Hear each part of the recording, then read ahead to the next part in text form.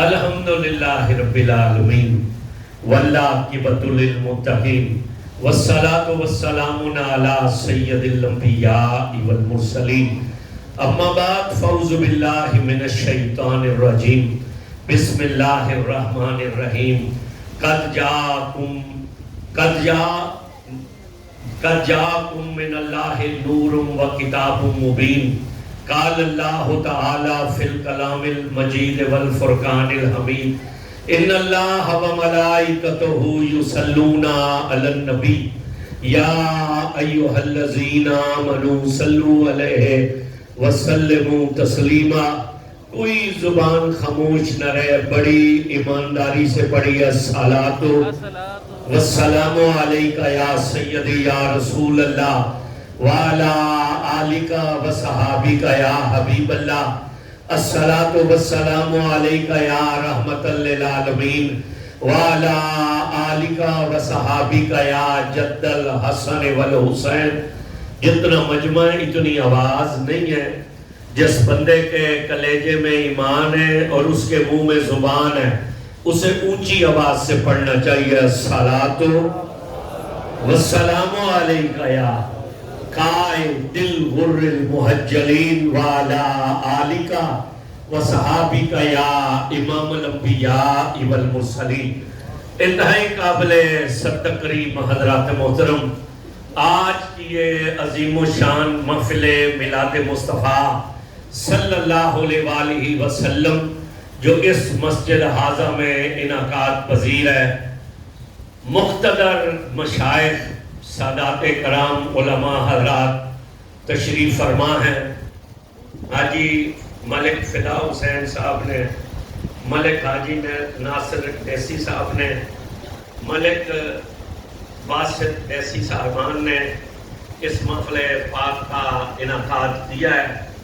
قاری غلام مرتضیٰ سعیدی صاحب ہمارے یہاں آنے کا ایک ذریعہ بنے ہیں۔ دعا ہے اللہ رب العزت اس محفل کو اپنی بارگاہ میں مقبول فرمائے۔ اونچی آواز سے آمین۔ اللہ اس محفل ذکر کا صدقہ ہماری دنیا بھی بہتر فرمائے، آخرت بھی بہتر فرمائے۔ تعریفیں ساری اس ذات کے لیے جو رب ہے، رحمان ہے، رحیم ہے، جس کی شان کا عالم یہ ہے، اس کا نام لینا تو بڑی بات ہے۔ کوئی اس کے نام کی صرف عزت کرے تو رب اسے بھی عزت والا بنا دیتا ہے۔ حضرت سیدی داتا گنج بخش رحمت اللہ علیہ نے کشف المعجوب میں ایک بزرگ حضرت بشر حافی کا تذکرہ کیا۔ کون تھے بشر حافی؟ بغداد کے سب سے بڑے شرابی تھے۔ لوگ بوتل میں پیتے ہیں، یہ مٹکے میں پیا کرتے تھے۔ شراب کے نشے میں بغداد کی گلیوں سے گزر رہے تھے۔ گزرتے ہوئے نالی میں نظر پڑی، کاغذ کے ٹکڑے پر اللہ کا نام لکھا تھا۔ حضرت بشر حافی کے قدم رک گئے۔ بشر نے کاغذ کا ٹکڑا اٹھایا، گھر جا کر پانی سے دھویا، اسے عطر لگا کر اپنی پگڑی میں رکھ لیا۔ رات کو شراب کا مٹکا بھر کے لائے۔ جب مٹکے سے شراب پیالے میں ڈالی، پیالہ منہ کی طرف لے جانے لگے تو دروازہ زور زور سے کھڑکنے لگا۔ بڑا غصہ چڑھا، کون ہے رنگ میں بھنگ ڈالنے والا؟ غصے کے عالم میں اٹھے تو جوتا کوئی نہ پہنا۔ جا کر جب دروازہ کھولا تو آگے ایک بندہ کھڑا تھا، اسے دیکھ کر فرمانے لگے کیا موت پڑی ہے؟ آدھی رات دروازہ توڑتا ہے۔ اس نے کہا بشر موت نہیں پڑی، ابھی مجھے حضور کی زیارت نصیب ہوئی ہے، مدینے والے نے تجھے سلام بھیجا ہے۔ یا اللہ جو ہاتھ اٹھا کر اونچی سبحان اللہ بولے انہیں بھی حضور کی زیارت نصیب فرما۔ اس نے کہا موت نہیں پڑی، ابھی حضور کی زیارت نصیب ہوئی ہے، مدینے والے نے تجھے سلام بھیجا ہے۔ بشر کے ہاتھ سے شراب کا پیالہ نکل گیا۔ بشر نے کہا حضور نے مجھ شرابی کو سلام بھیجا ہے۔ کہا ہاں، صرف سلام نہیں بھیجا، ساتھ میں یہ پیغام بھی بھیجا ہے کہ میرے بشر سے جا کر کہنا جو میرے رب کے نام کی عزت کرتا ہے میرا اللہ نہ دنیا میں ذلیل ہونے دیتا ہے نہ آخرت میں ذلیل ہونے دیتا ہے۔ اتنا سنا تو ہاتھ سے شراب کا پیالہ نکل گیا. بشر سجدے میں گر گیا. سجدی داتا گنج بخش لکھتے ہیں جب سجدے میں گرا تو بغداد کا سب سے بڑا شرابی تھا. جب سجدے سے سر اٹھایا تو بغداد کا سب سے بڑا قطب بن چکا تھا. پھر ساری زندگی پگڑی بھی باندھی, صدری بھی پہنی, کندھے پر چادر بھی رکھی, ہاتھ میں عصا بھی پکڑا, مگر جوتا نہ پہنا. حافظ عربی میں ننگے پیر رہنے والے کو کہتے ہیں. کسی نے کہا بشر پگڑی بھی باندھتے ہو, صدری بھی پہنتے ہو, عصا بھی رکھتے ہو, چادر بھی رکھتے ہو, مگر جوتا کیوں نہیں پہنتے؟ چھلک کر آنکھوں سے آنسو ہے. فرمایا اس لیے کہ جب یار نے سلام بھیجا تو میں ننگے پیر تھا, میری غیرت نہیں گوارا کرتی جوتا پہنو. اللہ نے بغداد کے جانوروں کو الہام کیا جب تک میرا بشر زندہ ہے کوئی جاندار بغداد کی گلیوں میں پیشاب نہیں کرے گا, اس لیے کہ میرا اختیار ان گلیوں میں ننگے پیر چلتا ہے. کوئی اس کا مان کر تو دیکھے, کوئی اس سے محبت تو کر کے دیکھے. اصل کے ساری زندگی کدے اتنی محبت نہ اس کا نام ہی نہیں ہے جتنی محبت وہ اپنے بندے سے کرتا ہے. نہیں محبت ہے آپ کو اللہ سے؟ ہاتھ کھڑا کریں جنہیں ہے. ایک بار آمدے والوں کے ہاتھ کچھ نیچے, سب کو ہے, ابھی ہاتھ نہ نیچے کریں. پکی بات ہے. سچ بول رہے ہیں کہ جھوٹ بول رہے ہیں؟ سچے ہیں. اچھا پھر جنہیں محبت ہے وہ ایک ایک قدم آگے ہو جائے. ابھی آپ کا پتہ چل جائے گا, ابھی پتہ چل جائے گا. جو باہر ہے وہ اندر آ جائے گا, ہو گئی آپ کے. ابھی آپ سب کا پتہ چل جائے گا.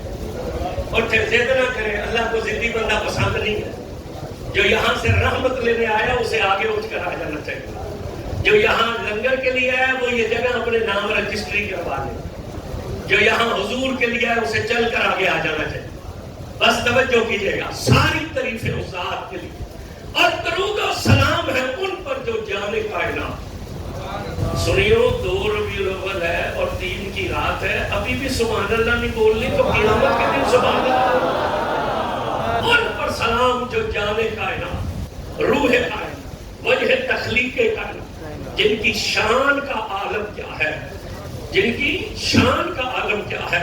کون ان کی شانیں بیان کر سکتے ہیں جو اول بھی ہے, آخر بھی ہے, ظاہر بھی ہے, باطن بھی ہے. حضرت عبداللہ بن عباس رضی اللہ عنہ فرماتے ہیں جبریل حاضر خدمت ہوئے اور آ کر کہا السلام علیکہ یا اول, السلام علیکہ یا آخر, السلام علیکہ یا ظاہر, السلام علیکہ یا باطن. حضور نے مسکرا کر کہا جبریل اول تو اللہ ہے, آخر تو اللہ ہے, ظاہر تو اللہ ہے, باطن تو اللہ ہے. جبریل نے دونوں ہاتھ جوڑ کر کہا یا رسول اللہ میں کیا کروں؟ میں جب اس کے دربار میں جاتا ہوں وہ خود فرماتا ہے اول بھی محمد ہے اور آخر بھی محمد ہے, ظاہر بھی محمد ہے, باطن بھی محمد ہے. یہی وجہ کہ حضرت خواجہ یار محمد فریدی قلم اٹھا کر لکھا محمد محمد پکیندے گزر گئی, آدنال احمد ملیندے گزر گئی, علیمہ دی ٹاچیندہ رکھ کے تصور کرے ٹاچیاں دے چمیندے گزر گئی. میں اپنی حیاتی تو قربان تھی وا خدا کو محمد صدے دے گزر. ان پر سلام جن پر حضور میں قرآن میں ارشاد فرمایا قد جاءکم من اللہ نور و کتاب مبین. تحقیق تمہارے پاس اللہ کی طرف سے ایک نور آ گیا اور ایک روشن کتاب آ گئی. یاد رکھیے گا جب کوئی کہیں آئے نا تو اس پر 3 سوال کیے جاتے ہیں. سب سے پہلا سوال ہوتا ہے کہ کون ہو, دوسرا سوال ہے کہاں سے آئے ہو, اور تیسرا سوال ہے کیا لے کر آئے ہو. اللہ نے قرآن کی اس آیت میں تینوں سوالوں کا جواب دیتے ہوئے فرمایا کہ تم پوچھتے ہو کون ہے تو سنو وہ اللہ کے نور ہیں. وہ اللہ کے جو حضور کو نور مانتے ہیں ان کے کلیجے سے سبحان اللہ نکلنی چاہیے. تم پوچھتے ہو کون ہے تو وہ اللہ کے نور ہے. تم پوچھتے ہو کہاں سے آئے ہیں تو من اللہ, وہ اللہ کی بارگاہ سے آئے ہیں. اور یہ پوچھتے ہو کیا لے کر آئے ہیں تو وہ روشن کتاب لے کر آئے ہیں. اللہ نے حضور کو نور کہا اور صرف قرآن میں ایک مقام پر نہیں کہا, کئی اور مقامات پر بھی اپنے محبوب کو نور کہا. اور کیا فرمایا ایک آیت کے آخر میں وَسِرَاجٌ مُنِيرًا, ہم نے آپ کو چمکتا ہوا روشن چراغ بنا کر بھیجا. ہم نے آپ آپ کو روشن چمکتا ہوا سورج بنا کر بھیجا. توجہ کیجئے گا, توجہ.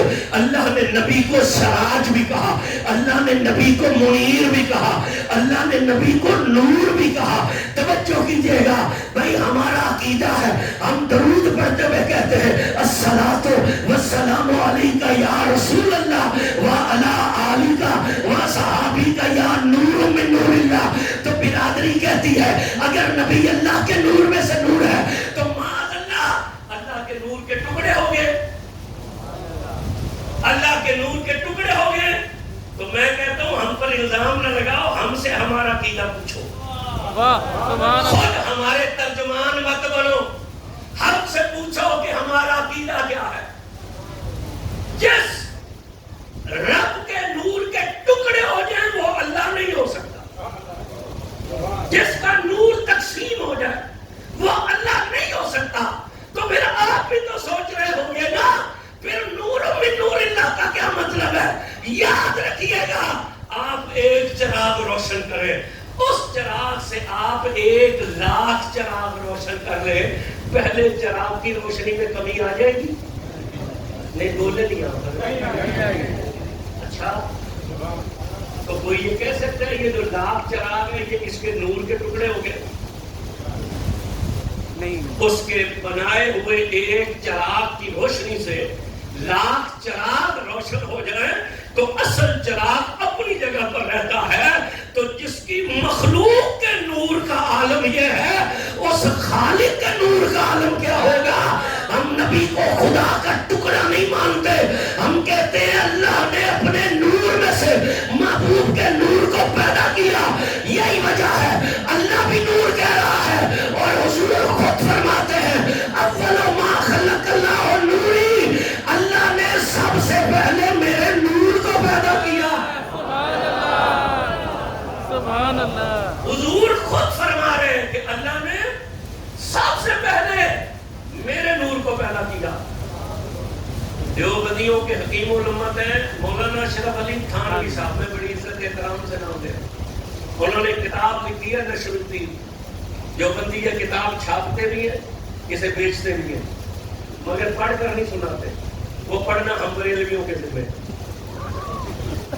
تو سا اونچا نہ بولنا, تھوڑے سے پرچہ ہو جائے. سبحان اللہ. کتاب چھاپتے بھی ہیں, کتاب ہم بولے بیچتے بھی ہیں, مگر پڑھتے نہیں ہیں.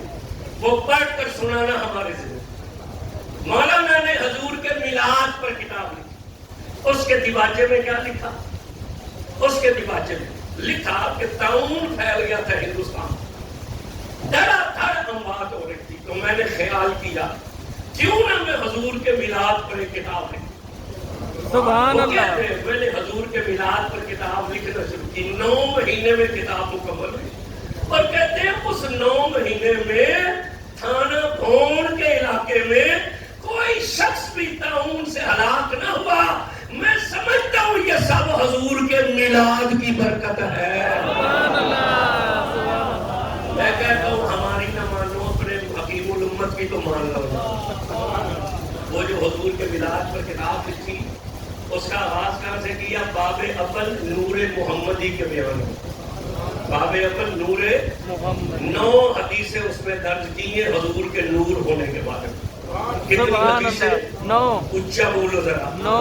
9 حدیثیں اس میں درج کی حضور کے نور ہونے کے بارے میں. اور پہلی حدیث کیا درج کی کہ حضرت جابر بن عبداللہ رضی اللہ عنہ نبی پاک کی خدمت میں حاضر ہوئے اور عرض کی یا رسول اللہ بتلائیے اللہ نے سب سے پہلے کس چیز کو پیدا کیا. برادری کا تو یہ خیال ہے کہ نبی کو دیوار کے پیچھے کا بھی علم نہیں ہے. پتہ نہیں ان کی دیوار کتنی موٹی ہے جس کے پیچھے نبی کو پتہ نہیں چلتا. نبی دیوار کے پیچھے نہیں جان سکتا. میں اسی پر گفتگو کروں گا تو موضوع یہی رہ جائے. مگر ایک حدیث پڑھ دیتا ہوں ابن ماجہ, روایت کرنے والے کا نام ہے حضرت ابو ذر غفاری رضی اللہ. سنے کبھی نام آپ نے؟ نہیں بول نہیں رہے آپ. حضرت سیدنا ابو ذر غفاری رضی اللہ عنہ یہ ان 4 صحابہ میں سے ہے کہ جس کے بارے میں حضور نے فرمایا میرے اللہ نے مجھے حکم دیا کہ میں ان 4 بندوں سے محبت کروں. اللہ نے مجھے حکم دیا کہ میں ان 4 بندوں سے محبت کروں، اور رب نے یہ بھی بتلایا کہ میرے محبت کرنے کی وجہ کیا ہے. اللہ نے فرمایا محبوب ان 4 سے محبت کر، اس لیے کہ تیرا رب بھی ان 4 سے محبت کرتا ہے. تیرا رب ان 4 سے محبت کرتا ہے. ان میں ہے یہ ایک حضرت ابو ذر غفاری رضی اللہ عنہ فرماتے ہیں حضور کی محفل سجی ہوئی تھی، اوپر آسمان پر بلندی میں ایک پرندہ پھڑپھڑایا. جب وہ پھڑپھڑایا نا حضور نے مسکرا کر اوپر کی طرف دیکھا اور دیکھ کر فرمایا میرے صحابہ اگر تم چاہو تو میں تمہیں بتلاؤں اس کے دائیں بازو میں پر کتنے ہیں، اس کے بائیں بازو میں پر کتنے ہیں. میں حدیث دکھانے کا ذمہ دار ہوں. حضور نے فرمایا اگر تم چاہو تو میں تمہیں بتلاؤں اس کے دائیں بازو میں پار کتنے ہیں، بائیں بازو میں پار کتنے ہیں. یہی ابو ذر کھڑے ہو گئے، کہا میرے ماں باپ آپ پر قربان، وہ تو بہت بلندی پر ہے. حضور نے مسکرا کر کہا ابو ذر مجھے قسم ہے اس رب کی جس کے قبضے میں مجھ محمد کی جان ہے، یہ پرندہ کیا قیامت تک رب نے جتنی مخلوق کو پیدا کیا ہے اور جس نے پیدا ہونا ہے میں کل مخلوق کی نسلیں بھی جانتا ہوں، ان کے رنگ بھی جانتا ہوں، صورتیں بھی جانتا ہوں. یہ جو چپ بیٹھے نا حضور انہیں بھی جانتے ہیں. حضور نے فرمایا جتنی مخلوق اللہ نے پیدا کی میں ان کی صورتیں بھی جانتا ہوں، ان کی نسلیں بھی جانتا ہوں. توجہ کیجیے علم ہے حضور کا. میں علم پر گفتگو کروں گا تو بات ساری علم پر ہو جائے. میں اپنے موضوع کی طرف آنا چاہتا ہوں. حضرت جابر صحابی ہے. کون ہے؟ صحابی. اونچا بولو. صحابی. صحابی رسول ہے، اجلہ صحابہ میں سے ہے، آج بھی جس کی مزار مدائن میں ہے. اور یہ وہ صحابی ہے جس کے باپ کی خواہش پر اللہ نے شہید کے حق میں یہ آیتیں نازل کی. ان کے والد شہید ہو گئے تھے غزوہ احد میں. یہ روتے بہت. حضور نے کہا کیوں روتا ہے؟ میں تجھے بتلاؤں کہ اللہ نے تیرے باپ کے ساتھ کیا بات کی. انہوں نے کہا میرے ماں باپ قربان بتلائیے. حضور نے فرمایا اللہ نے تیرے باپ سے پوچھا تھا. یہ جو علماء بیان کرتے ہیں نا اللہ قیامت کے دن شہید کو پوچھے گا میری جنت کیسی ہے، وہ کہیں گے بڑی بہترین ہے. اللہ فرمائے گا لطف آیا، وہ کہے گا ہاں لطف تو بڑا مگر ایک چیز کی کمی ہے. اللہ فرمائے گا کس چیز کی؟ وہ کہے گا جو مزہ تلوار کے نیچے تیرے نام پر کٹنے میں آیا تھا نا وہ تیری جنت میں نہیں آیا. یہ شہید کوئی اور نہیں تھا، یہ ان کے والد حضرت عبداللہ تھے. حضور فرماتے اللہ نے تیرے باپ سے پوچھا تھا. انہوں نے کہا میری یہ خواہش ہے مجھے واپس زمین پر بھیجو تاکہ میں انہیں بتلاؤں کہ جو تیرے نام پر مرتے ہیں ان کا مقام کیا ہوتا ہے. اللہ نے فرمایا تجھے جانے کی ضرورت نہیں ہے، ہم تیرا پیغام خود پہنچاتے.